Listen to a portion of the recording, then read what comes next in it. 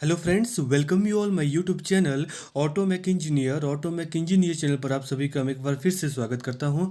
तो आज की इस वीडियो में मैं डिस्कस करूंगा 20 मोस्ट इंपॉर्टेंट जीके के क्वेश्चंस, ठीक है, जो पूछे गए थे रीजनल मैनेजर और डिपार्टमेंट था HRTC Himachal road transport corporation, ठीक है। और ये एग्ज़ाम हेल्ड हुआ था 18/9/2020 को।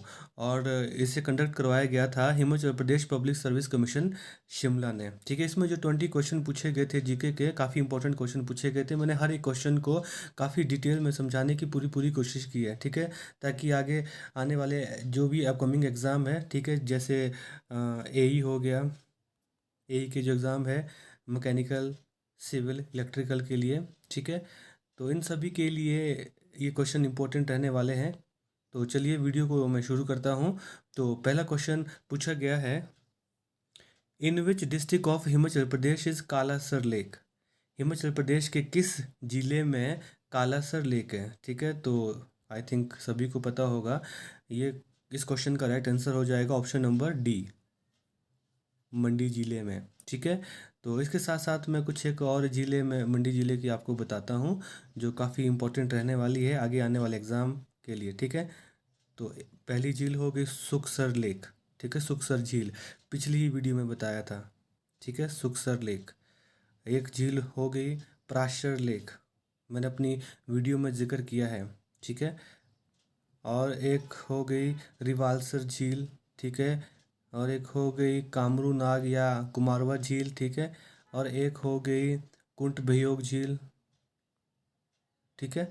तो ये सारी झीलें आपने याद रखना है। एक और याद रख लो आप, एक और होगी पंडो झील, ये भी इम्पोर्टेंट है, ये भी डिस्ट्रिक्ट मंडी में पड़ती है, ठीक है। ये जो मैंने 4-5 झीलें बताई है काफ़ी इंपॉर्टेंट है और आगे आने वाले एग्ज़ाम में ज़रूर पूछी जाती है, ठीक है। चाहे हिमाचल प्रदेश का कोई भी एग्ज़ाम हो जिसमें हिमाचल प्रदेश की जीके पूछी जाती है, तो उसमें झीलों से क्वेश्चन ज़रूर बनता है, ठीक है। तो जितनी भी ज़िले हैं हिमाचल प्रदेश की, हर एक डिस्ट्रिक्ट में आपको सभी यादें होनी चाहिए, ठीक है। तो चलिए बढ़ते हैं आगे नेक्स्ट क्वेश्चन की ओर। नेक्स्ट क्वेश्चन है, who was the speaker of Himachal Pradesh Vidhan Sabha elected 1982, ठीक है। 1982 में हिमाचल प्रदेश विधानसभा के जो स्पीकर थे वो कौन थे। तो इस क्वेश्चन का राइट आंसर हो जाएगा ठाकुर सेन नेगी, इन्हें टीएस नेगी भी कहा जाता है शॉर्ट फॉर्म में, ठीक है। तो 1982 में जो ठाकुर सेन नेगी है, ये हिमाचल प्रदेश विधानसभा के स्पीकर थे, ठीक है। तो यहाँ पर मैं पूरी आपको लिस्ट बताता हूँ। जैसे ये टोटल विधानसभा स्पीकर अभी तक रह चुके हैं 17, ठीक है। टोटल विधानसभा स्पीकर अभी तक रह चुके हैं 17। और अंतिम वाले जो है, ये आपने याद रखना है, विपिन सिंह परमार जो भी करंटली है, ठीक है। ये बने हैं 26/2/2020 से और अभी तक है यही, ओके। और पहले आपको याद होने चाहिए श्री जयवंत राम, ये कब से कब तक थे, ये थे 24/3/1952 से लेकर 31/10/1956 तक, ठीक है। ये आपने याद रखना है। यहाँ पर मैंने पूरी लिस्ट बताई हुई है आप सभी को, ठीक है। पहले थे जयवंत राम, दूसरे थे श्री देशराज महाजन, तीसरे थे श्री देशराज महाजन, चौथे थे श्री कुलतार चंद राणा, पांचवें थे श्रवण कुमार, छठे थे टीएस नेगी। टीएस नेगी 3 बार हमारे स्पीकर रह चुके हैं, ठीक है। ये इंपॉर्टेंट है, ये आप देख सकते हैं इंपॉर्टेंट डेट्स, ठीक है। और सातवें थे हमारे टीएस नेगी, आठवीं थी श्रीमती विद्या स्टॉक्स। और ये सिर्फ एक ही ऐसी लेडीज़ है जो अभी तक हिमाचल प्रदेश की स्पीकर बनी है, मात्र एक ही लेडीज़ है ये।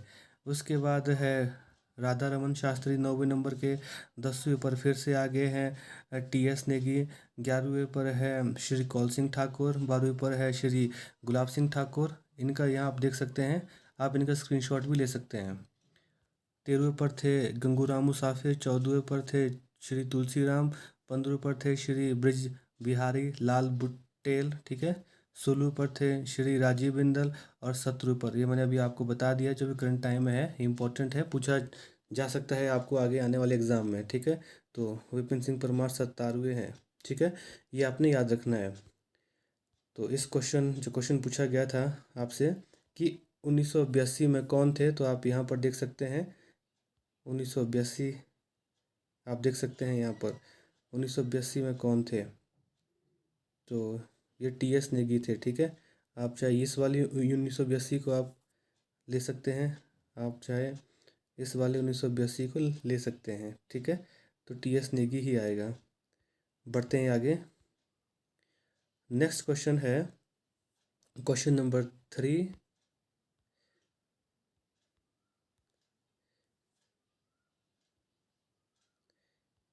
Badhal stream is a tributary of, जो बधाल स्ट्रीम है, जो बधाल जो जलधारा है, वो किसकी सहायक है।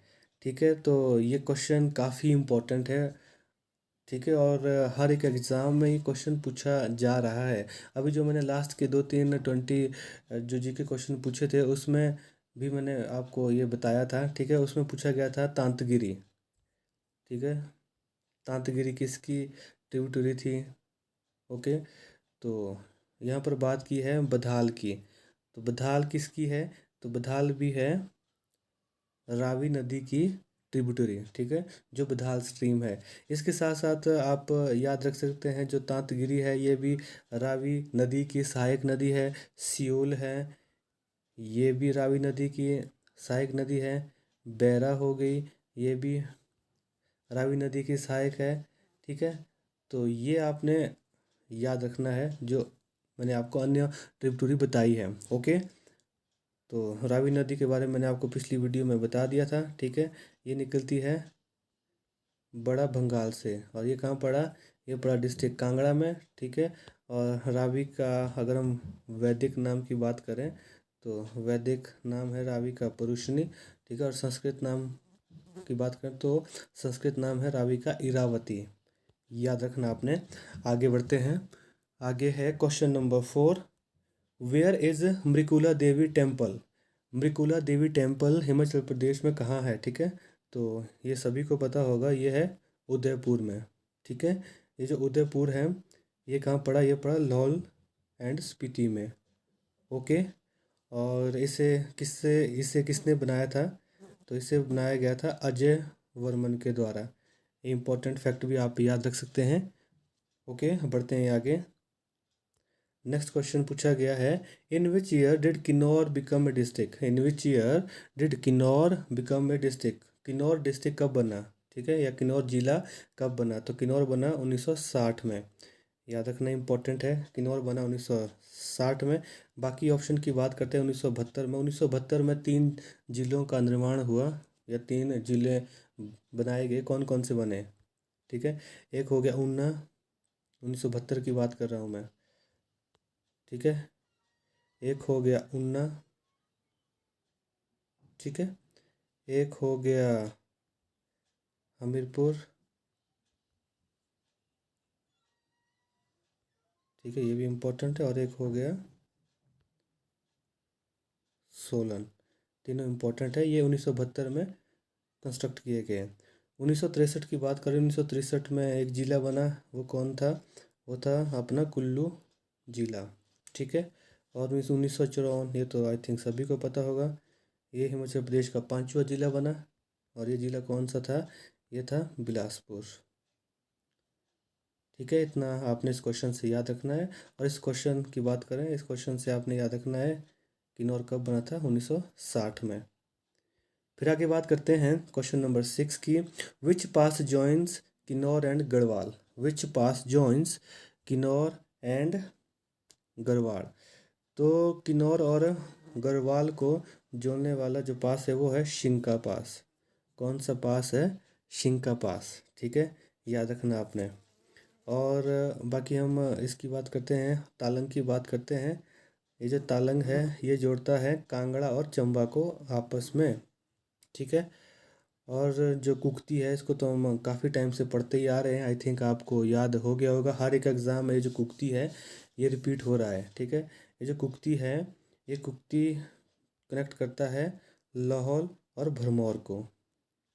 ठीक है, ये आपको तभी याद होंगे जब आप इनको बार बार रिपीट करते जाएंगे अपने मुंह से, या इनको बार बार आप लिखते जाएंगे। और द्राटी की पास करते हैं। द्राटी जो पास है, ये जो द्राटी पास है, ये कनेक्ट करता है चंबा और पांगी को। ठीक है, एक और है जो कनेक्ट करता है चंबा और पांगी को, वो कौन सा दर्रा है? वो है सच पास। तो आपने याद रखना, सच और द्राटी पास चंबा और पांगी को आपस में कनेक्ट करते हैं, ठीक है। तो इस क्वेश्चन से आपने याद रखना है किन्नौर और गढ़वाल को आपस में कौन जोड़ता है? शिंका जोड़ता है। इसी के साथ साथ आप यहाँ पर देख सकते हैं, ठीक है, passes which joins Kinnaur and Garhwal.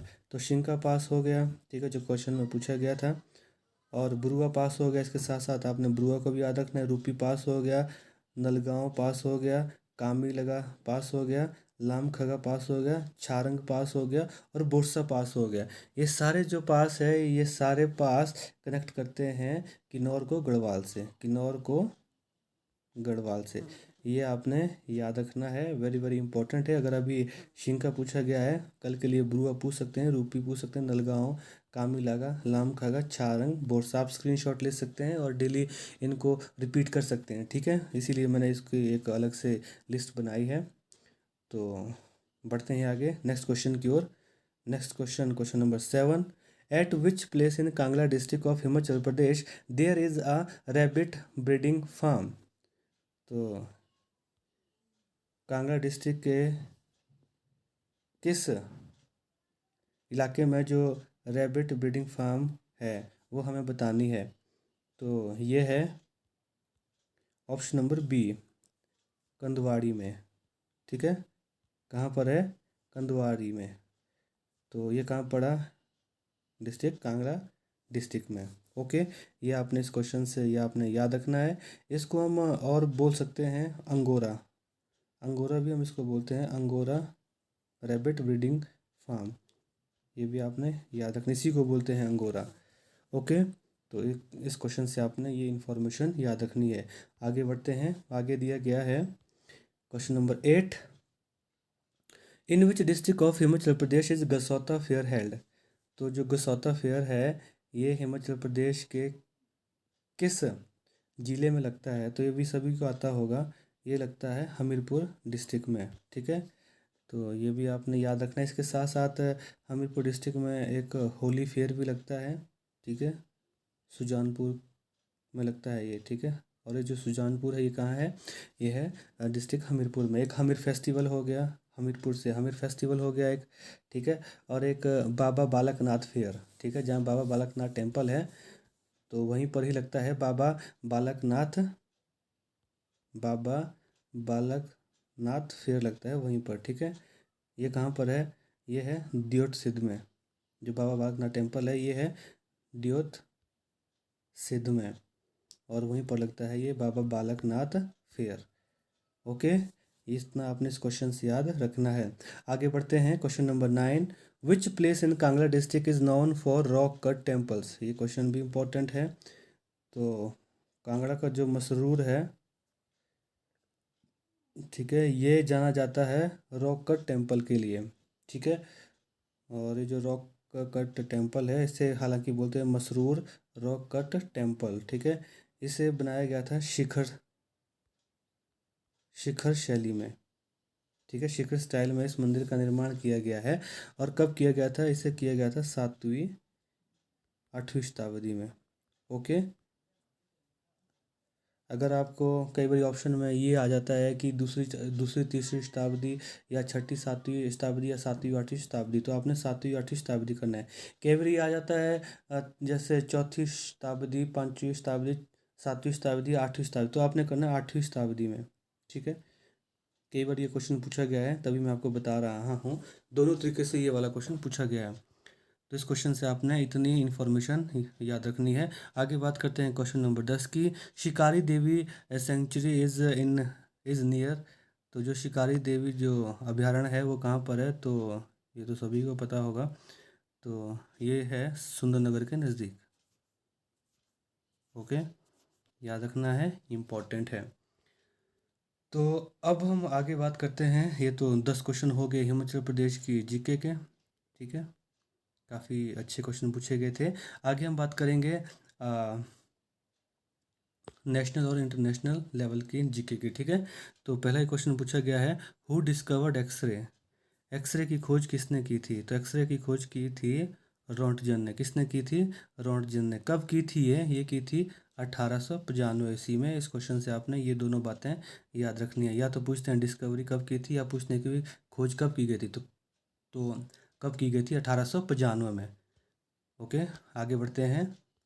Question number 12, which planet is mainly composed of hydrogen and helium? ठीक है, तो कौन सा ऐसा ग्रह है जो मेनली कंपोस्ट करता है हाइड्रोजन और हीलियम को? तो इस क्वेश्चन का राइट आंसर हो जाएगा सैटर्न, ऑप्शन नंबर ए। ठीक है, जो सैटर्न है ये हाइड्रोजन और हीलियम का जो कंपोजिशन है, ठीक है, ये सबसे ज़्यादा करता है। ठीक है, हालांकि जैसे जुपिटर हो गया, ठीक है, यहाँ पर दिया गया, ठीक है, इसमें भी जो कंपोजिशन होती है हाइड्रोजन और हीलियम की, ठीक है, जुपिटर के साथ साथ सैटर्न तो हुआ ही जिसमें सबसे ज़्यादा होती है, ऑप्शन नंबर तो ये सही है। इसके साथ साथ यूरेनस और नेपच्यून में भी हाइड्रोजन और हीलियम का जो कंपोजिशन है वो होता है। बट मेनली किस में होता है यहाँ पर ये पूछा गया है, तो आपने कंफ्यूज मत होना यहाँ पर जुपिटर और सैटर्न में। मेनली पूछा गया है तो मेनली होता है सैटर्न में, शनि ग्रह में। ठीक है, तो आपने याद रखना है। और अब आगे बात करते हैं क्वेश्चन नंबर 13 की। Which vice president of India held office for minimum term? ठीक है, तो इंडिया का ऐसा कौन सा उपराष्ट्रपति है जिसका जो टर्म था वो बिल्कुल मतलब कम था? ठीक है, मिनिमम टर्म। तो इस क्वेश्चन का राइट आंसर हो जाएगा ऑप्शन नंबर सी, वी गिरी। जो वी गिरी थे, इनका जो टर्म था वो राष्ट्रपति पद पर कम था। ठीक है, तो ये लगभग 2 साल 68 दिन तक रहे थे, ये आपने याद रखना है। और इसके साथ साथ आपने याद रखना है कि भाई जो पहले हमारे जो वाइस प्रेसिडेंट थे वो कौन थे? वो थे सर्वपल्ली राधाकृष्णन। ठीक है, और अभी कौन है? अभी कौन है हमारे राष्ट्रपति? तो अभी है हमारे राष्ट्रपति वेंकैया नायडू। ठीक है, कितने नंबर के राष्ट्रपति है? 13वें नंबर के उपराष्ट्रपति है। ठीक है, तो कितने नंबर के हैं? 13वें नंबर के उपराष्ट्रपति कौन है? वेंकैया नायडू। पहले उपराष्ट्रपति कौन थे? सर्वपल्ली राधाकृष्णन। ठीक है, आगे बढ़ते हैं क्वेश्चन नंबर 14 की तरफ। In which state of India is Apatani tribe mainly found? तो जो अपाटामी ट्राइब है ये मेनली फाउंड की जाती है, मतलब मेनली पाई जाती है नागालैंड में। कहाँ पे पाई जाती है? नागालैंड में। तो इम्पोर्टेंट है, याद रखना आपने। इसके साथ साथ नागा जो ट्राइब है ये भी पाई जाती है नागालैंड में। ठीक है, लोथा ये भी पाई जाती है नागालैंड में। ओ जनजाति, ए ओ ओ आओ, ओ भी बोल सकते हैं, आओ भी बोल सकते हैं। ठीक है, ये भी पाई जाती है नागालैंड में। और एक इम्पोर्टेंट है एक और, ये है कोन्याक। कोन्याक ट्राइब भी नागालैंड में पाई जाती है। तो इतना सारा आपने, तो ये सारी जितनी भी मैंने अभी जनजाति बोली है ये आपने याद रखनी है। आगे बढ़ते हैं question number 15। Who is considered the father of surgery in India? तो इस क्वेश्चन का राइट आंसर हो जाएगा सुश्रुता। ठीक है, Sushruta is the right answer. ठीक है, इन्हें father of surgery in India कहा जाता है। इम्पोर्टेंट क्वेश्चन है ये, बहुत ही ज़्यादा। फिर नेक्स्ट क्वेश्चन की बात करते हैं, question number 16। Which instrument is used to measure the purity of milk? ठीक है, इनमें से कौन सा इंस्ट्रूमेंट है जो दूध की प्योरिटी के लिए यूज़ किया जाता है? तो इस क्वेश्चन का आई थिंक सबको आंसर आता होगा। तो इस क्वेश्चन का राइट आंसर हो जाएगा लैक्टोमीटर। ठीक है, लैक्टोमीटर दूध की प्योरिटी को चेक करने के लिए किया जाता है। आगे हम बात करते हैं अदर ऑप्शन की, बैरोमीटर। बैरोमीटर किसके लिए यूज़ किया जाता है? तो ये यूज़ किया जाता है एटमॉस्फेरिक प्रेशर को मेजरमेंट करने के लिए। ठीक है, एटमॉस्फेरिक प्रेशर। एक हाइग्रोमीटर हो गया। ठीक है, अच्छा यहाँ पर दो टर्म है, मैं आपको बताता हूँ। एक हाइग्रोमीटर हो गया, एक हाइड्रोमीटर हो गया। एक हाइग्रोमीटर और एक हाइड्रोमीटर, इन दोनों में मैक्सिमम बच्चे कंफ्यूज हो जाते हैं कि भाई अब कहाँ पर स्पेसिफिक ग्रेविटी आती है और कौन मेजरमेंट होती है, किससे मेजरमेंट होती है? ह्यूमिडिटी की। ठीक है, तो हाइग्रोमीटर की बात करें तो इससे हम मेजरमेंट करते हैं ह्यूमिडिटी की। ठीक है, हाइग्रोमीटर से हम करते हैं ह्यूमिडिटी की, याद रखना। हाइग्रोमीटर से हम करते हैं ह्यूमिडिटी की, और हाइड्रोमीटर से हम मेजरमेंट करते हैं स्पेसिफिक ग्रेविटी की। याद रखना, आपने भूलना नहीं है।